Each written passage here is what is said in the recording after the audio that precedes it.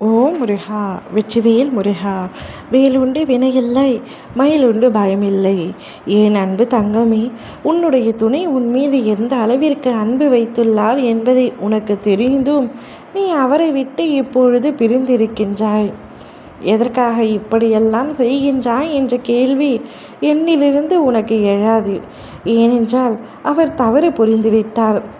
அந்த தவறு என்னால் மன்னிக்க முடியவில்லை அப்பா. பிரிவை தவிர எனக்கு வேறு வழி தெரியவில்லை என்று நீ கூறுகின்றாய். உன் பக்கமும் நியாயம் இருக்கின்றது.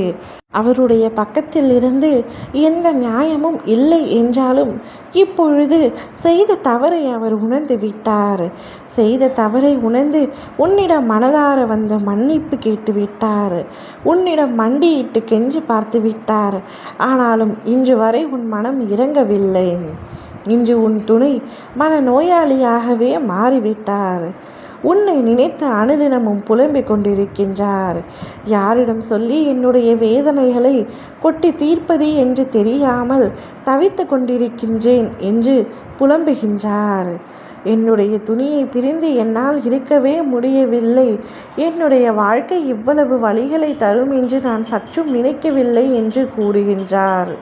அவர் செய்த தவறுக்காக பலமுறை தண்டனையை அனுபவித்துவிட்டு உன்னை பிரிந்து இருப்பதே அவருக்கு ஒரு பெரிய தண்டனையாக விட்டது.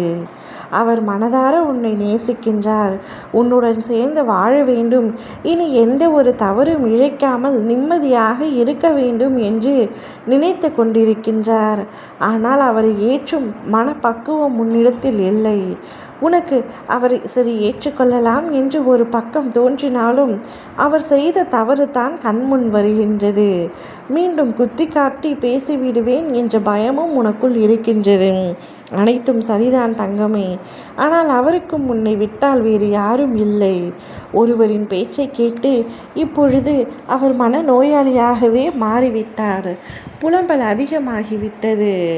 அவர் அருகில் இருக்கும் ஒருவர் உன் துணை இனி எப்பொழுதும் உன்னை தேடியே வரமாட்டார்.